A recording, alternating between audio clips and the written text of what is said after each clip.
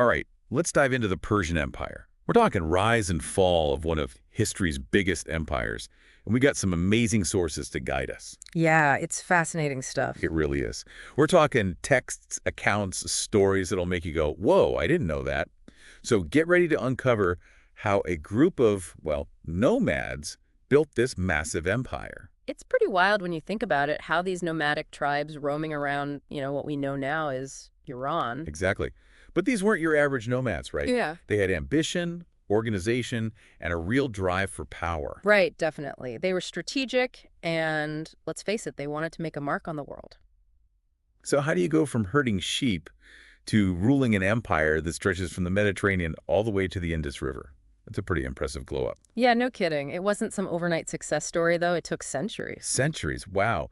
So we're talking about a slow and steady rise to power. Exactly. You've got these early Persian kingdoms like the Elamites. They were pretty advanced, setting up this bustling cultural and trade hub in Susa. So the Persians already had this foundation of, like, sophistication and organization, even in their early kingdoms. Right, they did. And then you have the Persians and Medes gradually gaining strength, and eventually they decide to challenge the big guys, the Assyrian Empire. Like, talk about a David and Goliath situation. The Assyrian Empire, those guys were like the powerhouse of the ancient world. How did that go for the Persians and Medes?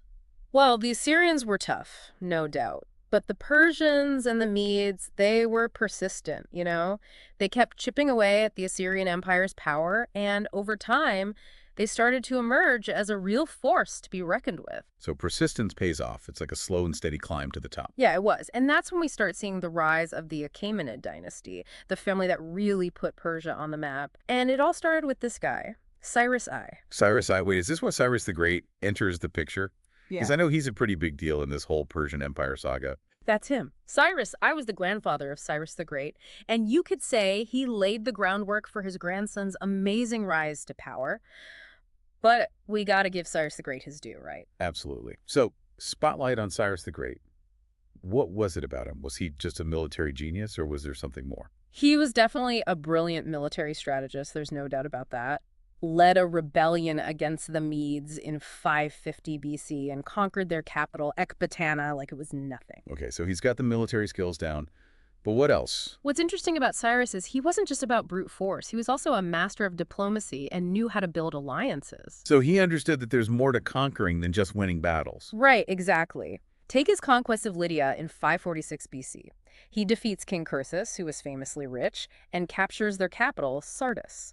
Now, most rulers back then would have just looted the place and moved on, but Cyrus, he had a different approach. So he wasn't just a conqueror, he was also a clever ruler. What did he do? He actually incorporated Lydia into his empire, respected their culture, even appointed a Lydian governor. Wow, that's pretty progressive for that time period.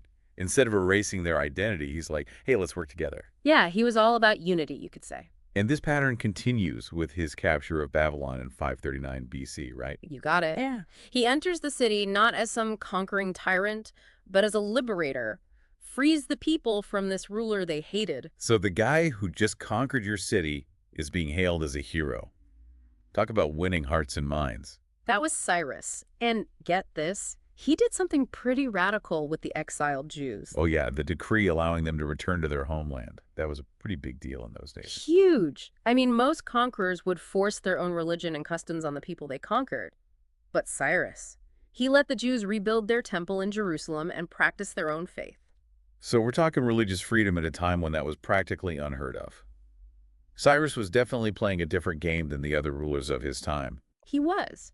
By respecting the cultures and religions of the people he conquered, he created a more unified and, let's be honest, less rebellious empire. People weren't constantly trying to overthrow him because he wasn't trying to erase who they were. It's like he understood that diversity was a strength, not a weakness. By 530 BC, when he passes away, he leaves behind a legacy not just as a military genius, but also as a ruler who understood the power of tolerance and inclusion. Absolutely. He set a high bar for his successors, that's for sure. And I'm guessing that's where Darius he steps in, the guy who had to follow in the footsteps of a legend. That's been a tough act to follow. Oh, yeah, Darius. I had some big shoes to fill. Things weren't exactly smooth sailing after Cyrus died. There was turmoil, rebellions, people challenging his right to the throne.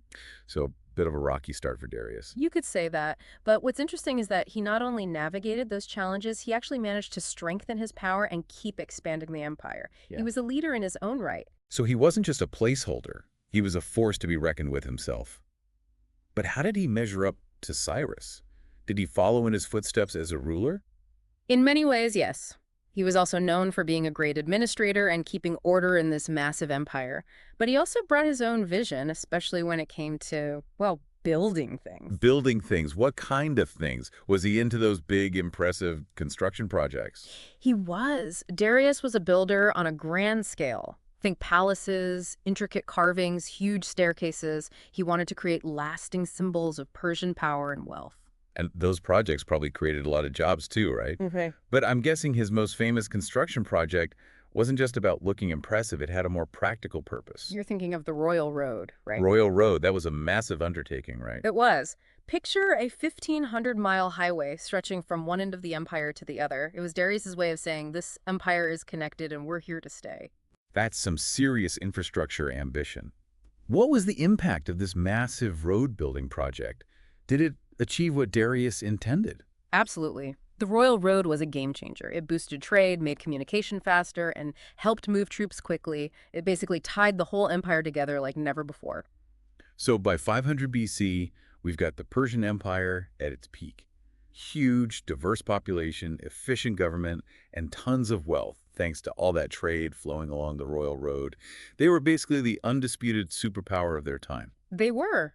But even superpowers have rivals, right? And for the Persians, that rivalry came from across the agency. Oh, here we go. The Greeks, right. The Greeks, that's where the story gets really interesting. I can sense the drama brewing already. Yeah. So we've got this massive, well-organized Persian Empire, and we've got the Greeks, these independent city-states with their own ambitions and rivalries. What was it that sparked the conflict between them? It all started with this rebellion, this thirst for freedom that set off a chain reaction of conflict. We're talking about the Ionian Revolt in 499 BC, and trust me, this is where things get really spicy. All right, I'm ready for the spice. Tell me all about this Ionian Revolt. What was it, and how did it lead to this epic showdown between the Persians and the Greeks? Well, it all started with the Ionian Revolt. It was like this powder keg just waiting to explode. You see, you had these Greek city-states in Asia Minor, under Persian rule, sure, but chafing under the control of these Persian satraps. It's satraps. Yeah, they're governors, basically. They longed for that freedom, that autonomy they had before. So it wasn't just a simple Persians versus Greeks thing. There were all these internal dynamics within the Persian Empire, right? Different groups wanting power, wanting freedom. Exactly. And the Ionians, they saw a chance, an opportunity. You know, the Persian Empire was huge, controlling all of it, every corner. That's a challenge, even for someone like Darius. So the Ionians, fueled by this desire for independence, they rolled the dice and rebelled. That's a bold move. Going up against the most powerful empire in the world, like, what were they thinking? Did they really believe they could win, or was it more about making a statement? Tough to say what was going through their heads, but they probably knew it was a long shot. But here's where it gets interesting. Athens decided to help them out. Athens? Really? Why would they get involved in a conflict way over on the other side of the Aegean? What was in it for them? Well, Athens was a rising power themselves, and they had this history of supporting, democratic movements. So they saw the Ionian Revolt as a way to maybe weaken the Persian Empire. And let's be real, they probably saw Persia as a potential threat down the line. So it's a strategic move. Yeah. By helping the Ionians, they're kind of poking the Persian bear, right? Yeah, you could say that. And Darius, he was not happy about it, saw it as a direct challenge to his authority, and he wasn't going to just let it slide. He was determined to crush the rebellion and make Athens pay for meddling. So the Clash of Titans is officially on. How did the Persians respond? Did they go all out? Oh, yeah. They weren't messing around. Sent in their armies, their navy, the whole works. Within a few years, they crushed the rebellion, made it clear that defying the Persian Empire was not a good idea. So the Ionian Revolt is over, but the tension between Persia and Athens is still simmering. Darius isn't going to forget this, is he? No way, it was a personal insult, and he was determined to get revenge. That's what sets the stage for the first Persian invasion of Greece and the legendary Battle of Marathon. Marathon. Now we're talking. This is one of those battles that everyone's heard of, even if they don't know all the details. What happened at Marathon? Set the scene for us. Okay, picture this. 490 BC. The Persians have landed a force at Marathon, a plain not far from Athens. They're heavily armed, well-trained, and they want payback. The Athenians, on the other hand, are outnumbered, big time. Yeah. Maybe facing an army twice their size, if not more, but they've got one thing going for them. Their general, Miltiades. Miltiades, another name that's echoed through history. What made him such a great general? Was he just a lucky gambler, or did he have a real strategy? Miltiades was a brilliant strategist. He knew the Persians well, had fought them before, understood their tactics, their strengths, and most importantly, their weaknesses. So he wasn't just going to throw his troops into a head-on collision with a superior force. He had a plan. Exactly.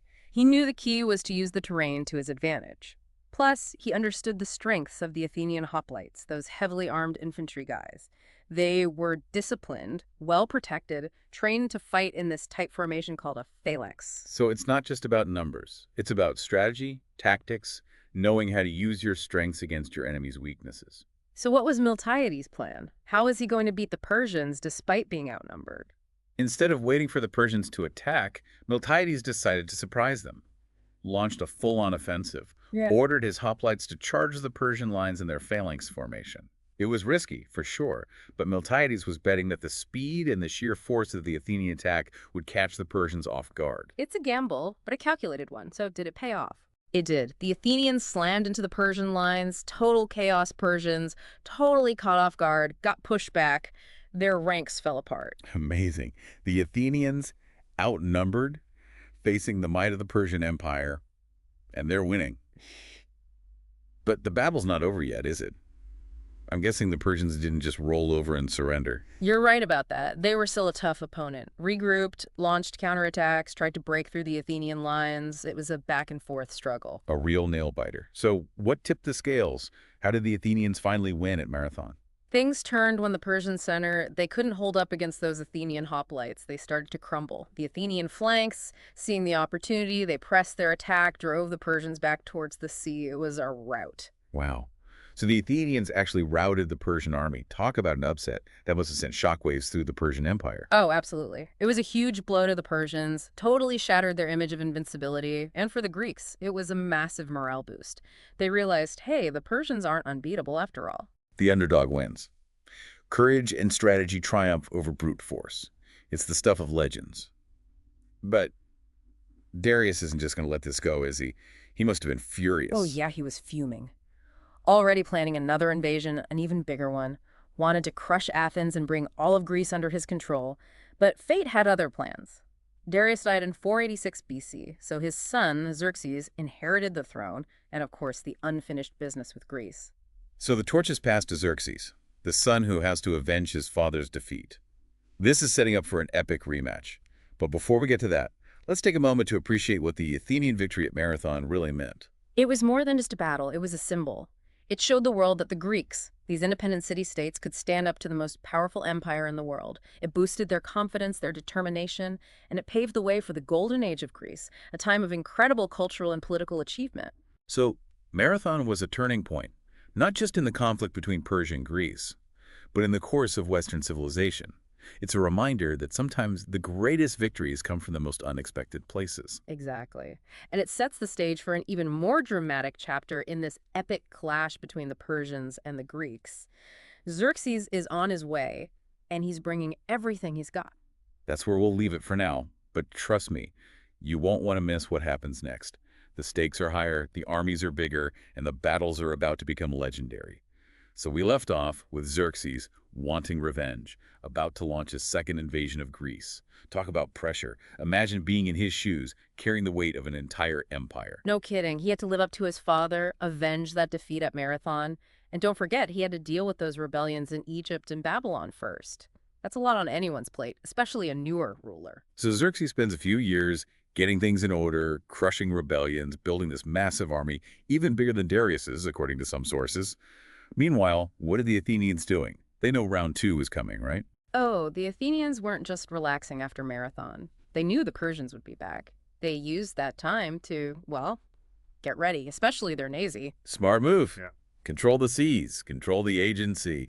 But were all the Greek city-states on board, working together, or still doing their own thing? You know, the threat of Persia actually helped unite the Greeks. They realized if they wanted to survive, they had to team up. So they formed alliances, pooled their resources, got ready for a coordinated defense. So the Persians kind of accidentally helped create a more united Greece.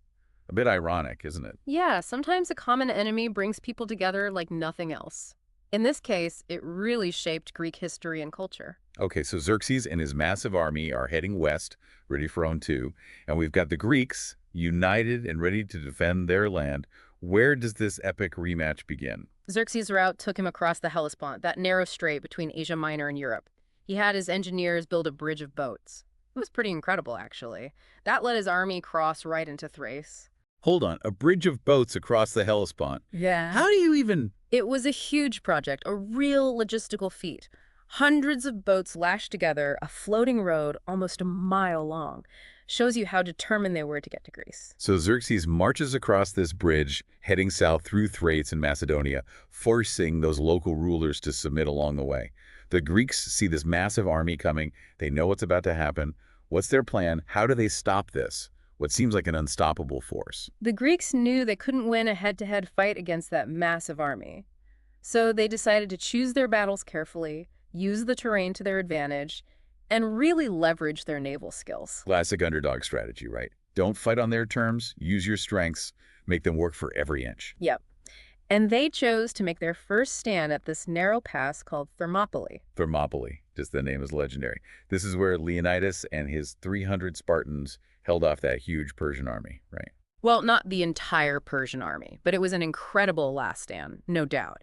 Thermopylae was super important. It was like the gateway to central Greece. A small force of Greek hoplites, led by King Leonidas of Sparta, they dug in at the pass, ready to hold back the Persians. So we've got this narrow pass, these fierce Spartan warriors, and a Persian army that probably outnumbered them, what, 100 to 1? This is where the myth and the reality of Thermopylae get a little mixed up. What really happened there? The Spartans, with their Greek allies, they held that pass for 3 days, fought off wave after wave of Persian attacks. The narrow terrain helped even the odds, and those Greek hoplites, with their armor and weapons, they inflicted some serious damage. Sounds good for the Greeks. Yeah. But we know the Persians break through. How did that happen? There was a traitor. A local Greek guy wanted to get on Xerxes' good side, so he told him about a secret path over the mountains that led behind the Greek lines. No way. A traitor. What a twist.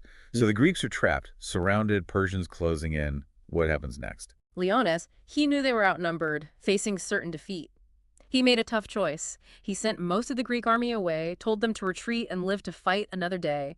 But he and his 300 Spartans and a few other Greeks, they stayed, ready to fight to the death. The heroic last stand. They knew they couldn't win, but they bought time for their comrades. It's an amazing story of courage. What about the Persian Navy? What were they doing during all of this? The Persian Navy was strong, and they were a big part of the invasion. While the Spartans were defending that pass at Thermopylae, the Greek and Persian fleets were battling it out off the coast. The biggest fight was at Artemisium, a strait near Thermopylae. So it's a two-pronged attack, land and sea. Did the Greeks stand a chance against the Persian fleet? At Artemisium, the Greeks, led by this Athenian general Themistocles, they put up a good fight, inflicted heavy losses. But when Thermopylae fell, they had to withdraw. A setback? But the Greeks aren't done yet. They've still got their navy, and they're still determined to stop Xerxes. What's next? The next big clash was at Salamis, a narrow strait near Athens. Themistocles, he knew how important that spot was, so he tricked the Persian fleet into a trap. Another trap. The Greeks were good at that. So what was the plan? How do you beat a fleet that's still much bigger than yours? Themistocles knew those narrow straits at Salamis would help even the odds. The Greek triremes, their warships, were fast and maneuverable, perfect for that kind of fight. Using their strengths, turning the tables on the Persians. So did it work? What happened at Salamis? It worked. The Battle of Salamis was a huge win for the Greeks. They rammed and sank a bunch of Persian ships. The Persian fleet was in chaos. Xerxes, watching from a hill nearby, was totally shocked by what he saw. I bet he was. His invasion force getting crushed. What did he do? Did he just give up? Not right away, but Salamis was a turning point. The Persians were weakened, and Xerxes lost confidence. He realized that conquering Greece wasn't going to be easy. He retreated back to Persia, but left some troops behind to keep fighting. So, a strategic retreat. But still, a massive win for the Greeks. They repelled a second Persian invasion. That must have been a huge morale boost for them. It was. Marathon, Thermopylae, Salamis, these victories had a huge impact. They showed that even the most powerful empire could be defeated. It gave them a sense of unity and confidence that led them into their golden age. We've talked about the Persian Empire's rise, those clashes with the Greeks, and what started their decline. But what was the one thing that really tipped the scales, leading to their fall? It's never just one thing with empires, is it? It's more like a bunch of things happening at once, internal and external pressures. But for the Persians, we can point to a few key factors. Okay, let's break it down. We talked about how diverse the Persian Empire was, all Yeah. those different cultures, languages, religions. Sounds like a recipe for internal conflict. It was a challenge, definitely. Managing an empire that big and diverse is a tough job. But the Persians were good at it for a while. They had a pretty efficient system with local governors, satraps who had some freedom to do things their way. A decentralized system. Give local leaders some power, some flexibility, and that keeps things stable. But that system wasn't perfect, right? No system is, especially with an empire as big as Persia. Over time, those local satraps got more and more powerful, and sometimes their goals clashed with the central government. So you got these mini kingdoms within the empire, and they're not always cooperating with each other or with the main rulers back in Persepolis. That creates instability, right? Exactly. And that instability, plus the cost of all those wars, it started to weaken the empire from the inside. The Persians fought a lot of wars, not just with the Greeks, and all that fighting, it drains your resources. And don't forget those elaborate building projects, huge palaces, temples, the royal road, all that costs money. It does. Maintaining an empire, fighting wars, building things, it all adds up. The Persian economy started to suffer. So it's like a perfect storm. Internal divisions, money problems, and then Alexander the Great shows up. Talk about bad timing. Yeah, Alexander's arrival changed everything. He saw that Persia was vulnerable, and he was determined to conquer it. And let's face it, he was a brilliant military leader. The Persians couldn't stop him. So Alexander marches into Persia, wins a bunch of battles, and within a few years, the Persian Empire is gone. Amazing how quickly even the most powerful empires can fall. It is. It reminds us that power doesn't last forever. But it's important to remember that the Persian Empire didn't just disappear. They left a legacy. So it's not just about the battles and conquests, but the impact. What did the Persians leave behind? The Persians were innovators. They built impressive things like the royal road, and they had these sophisticated administrative systems. They encouraged cultural exchange within their empire, their art, their architecture, their ideas about government. It all influenced those who came after them. The Persian Empire, it's a story of ambition, power, conflict, and ultimately decline. But it's also a story of innovation, cultural exchange, and a legacy that still shapes our world today. This deep dive has been amazing. From those nomadic beginnings to the epic clashes with the Greeks, it's been a journey full of incredible details. What stands out to you the most about the Persian Empire? For me, it's how they brought together so many different cultures and people, created this stable and prosperous empire. They knew strength came from diversity, and they were tolerant of different beliefs. That's a valuable lesson for any time. Well said. That's a perfect note to wrap up our deep dive into the Persian Empire. Thanks for joining us on this journey through history. My pleasure.